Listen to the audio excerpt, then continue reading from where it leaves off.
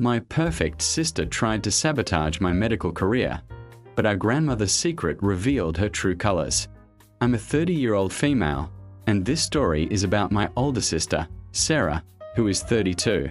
For as long as I can remember, Sarah has been the golden child of our family. She was always prettier, smarter, more charming, and seemingly more accomplished than me. Our parents, particularly our mother, showered her with praise and attention, while I was often overlooked or subtly compared to her. It wasn't malicious, I don't think, but it definitely fostered a sense of competition and inadequacy in me. I always felt like I was living in her shadow, trying to prove my worth. My passion, ever since I was a little girl, was medicine. I devoured books on anatomy, watched documentaries about surgeries, and even volunteered at our local hospital during high school. It was more than just an interest, it was a calling. Sarah, on the other hand, was always more interested in the arts. She was a talented painter, but she never seemed to have the same burning ambition for it as I did for medicine. Despite our differing interests, the comparisons never stopped. If I got an A in biology, it was good, but Sarah got an A+ in her advanced art class. If I spent hours studying for an exam, it was "Sweetie, don't overdo it. Sarah always makes things look so effortless." When it came time for college applications, I applied to several prestigious medical programs, while Sarah pursued art schools. I got into a fantastic pre-med program at a highly respected university, and I was ecstatic. This felt like my chance to finally carve out my own path, to achieve something independently of Sarah. My parents were proud, of course, but the excitement felt somewhat muted compared to the fanfare Sarah received when she got into a renowned art institute. College was tough, as expected. Pre-med is no joke. I juggled rigorous science courses, volunteer work, research opportunities, and countless hours studying. I made friends, some of whom were also pre-med, and we bonded over late-night study sessions and the shared dream of becoming doctors. Sarah, meanwhile, seemed to be living a carefree artistic life, posting beautiful paintings and bohemian adventures on social media. I sometimes felt a pang of envy, wishing I had more time for creative pursuits, but my dedication to medicine always brought me back to my books. The real drama started during my second year of medical school. I was deep into my rotations, sleep-deprived but absolutely loving the hands-on experience. I was thriving, finally feeling like I was exactly where I was meant to be. I was performing well, earning the respect of my attending physicians, and even contemplating specializing in neurosurgery, a field that fascinated me with its complexity and precision. Around this time, my grandmother, our maternal grandmother, became ill. She was a wonderful woman, sharp as a tack even in her late 80s, and she had always been a quiet supporter of my medical aspirations. Unlike my parents, she never compared me to Sarah. She just listened, encouraged, and expressed genuine interest in my studies. Sarah, surprisingly, seemed to show a sudden, intense interest in our grandmother's health. She started visiting her frequently, bringing her flowers, reading to her, and generally becoming a very attentive granddaughter. At first, I was touched. I thought perhaps Sarah was maturing, finally understanding the importance of family. However, a subtle shift began to occur. During family gatherings, Sarah would often interject herself into conversations about my medical school progress. If I mentioned a challenging case, she would say something like, "Oh, I heard about that condition. Isn't it incredibly rare? I've been researching it a lot since Grandma got sick." She would then proceed to offer her own, often superficial, insights into medical topics, sometimes even subtly correcting me on terminology. It was annoying, but I brushed it off as her trying to be helpful, or perhaps a little insecure. Then came the more insidious attempts. I started receiving anonymous emails and messages on social media, filled with thinly veiled criticisms of my medical school choices, my study habits, and even my character. They suggested I was arrogant, not truly dedicated, and even implied I was only pursuing medicine for the prestige, not out of genuine care for others. I ignored them at first, but they became more frequent and increasingly personal. They even referenced specific details about my academic performance and personal life that only someone close to me would know. One evening, after a particularly grueling shift at the hospital, I received an email that truly shook me. It contained excerpts from my personal journal, a journal I kept strictly private, detailing my anxieties, my struggles with certain courses, and even my doubts about my ability to handle the immense pressure of a medical career.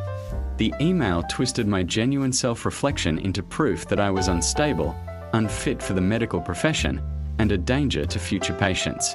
My heart pounded in my chest as I read the words. Recognizing my own vulnerabilities weaponized against me, I confronted my parents, distraught and confused.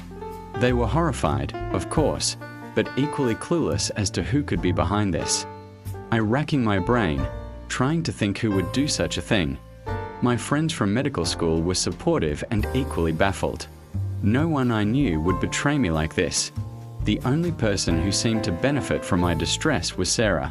She would frequently offer comfort, but her words felt hollow, almost gleeful. She would say things like, "Oh, sweetie, maybe medicine isn't for everyone. It's so much pressure. You're so talented in other areas, like painting, remember?" She even suggested, on multiple occasions, that I take a break from medical school, implying that I was clearly not cut out for it. It felt like she was trying to push me out, to make me give up on my dream. The breaking point came during a family dinner at our grandmother's house. Our grandmother, though frail, was still sharp.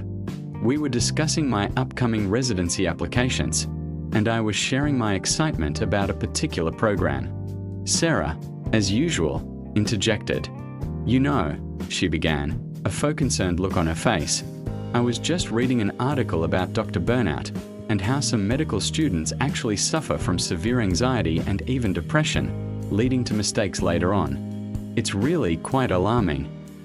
She then looked pointedly at me, a subtle smirk playing on her lips. Our grandmother, who had been quietly listening, suddenly spoke up. Her voice, though soft, carried an unusual firmness. "Sarah," she said, "do you remember that conversation we had about your desire to pursue a medical career?" Sarah's face went a shade paler. "Grandma, what are you talking about? I've always been an artist." Our grandmother shook her head slowly. "No, dear. A few years ago, when you were struggling to get into art school, you told me you wished you had pursued medicine like your sister. You said you envied her ambition and wished you had her focus." Everyone at the table was silent. My parents looked bewildered. I felt a cold dread creeping up my spine.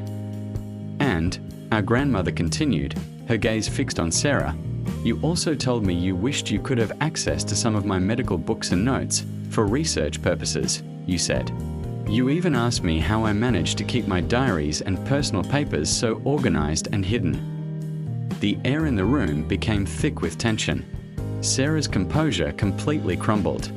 Her face was flushed, her eyes darting around the room like a cornered animal. My mother gasped, a dawning realization spreading across her features. Our grandmother then turned to me, a look of profound sadness in her eyes. "My dear, I've seen the distress you've been under. I also saw Sarah rummaging through your old things in the attic when you were visiting last month.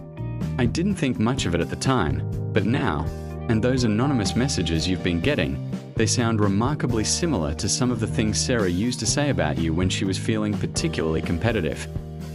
It was like a dam broke. All the subtle digs, the anonymous emails, the journal excerpts, it all clicked into place. Sarah had been actively trying to sabotage my career. She had been jealous of my success, of my dedication, and she had tried to undermine me, to make me quit. She had used our grandmother's illness as an excuse to gain access to information, and she had twisted my vulnerabilities against me. Sarah, seeing that she was completely exposed, burst into tears and ran out of the room. My parents were stunned. My mother started crying, heartbroken by her golden child's betrayal. My father, usually composed, looked absolutely devastated. The aftermath was messy, to say the least. My parents initially tried to defend Sarah, making excuses about her artistic temperament and stress. But our grandmother, with her quiet but unwavering resolve, presented them with undeniable proof. She had kept a meticulous diary herself, and she had jotted down notes about Sarah's suspicious behavior, including the date she saw her rummaging and the content of their conversations. Our grandmother, it turned out, was far more observant than any of us had given her credit for. With the truth laid bare, my parents had to confront the reality of Sarah's actions. They were deeply ashamed and apologized profusely to me, acknowledging their part in fostering the unhealthy competition between us. My mother, in particular, was devastated. She realized how much she had favored Sarah and how that favoritism had warped Sarah's perception and led to her destructive behavior. Sarah, meanwhile, refused to admit her wrongdoing. She maintained that I was overreacting and that she was just trying to help me see that medicine wasn't for me. Her denial only further solidified my parents' understanding of the depth of her deception. They eventually insisted she seek therapy, and they even cut off her financial support, something they had never done before, in an attempt to make her take responsibility for her actions that I, frankly, found it incredibly difficult to forgive Sarah. The betrayal was deep and personal.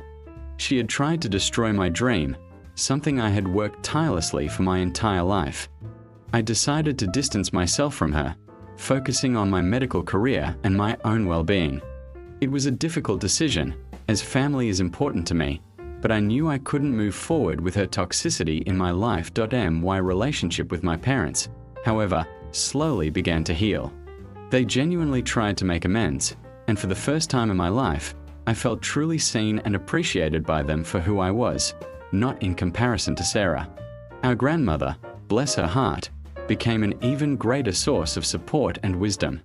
She reminded me of my strength and resilience, and her quiet presence was a constant comfort. That I graduated from medical school with honors, and I'm now a resident in a highly competitive neurosurgery program.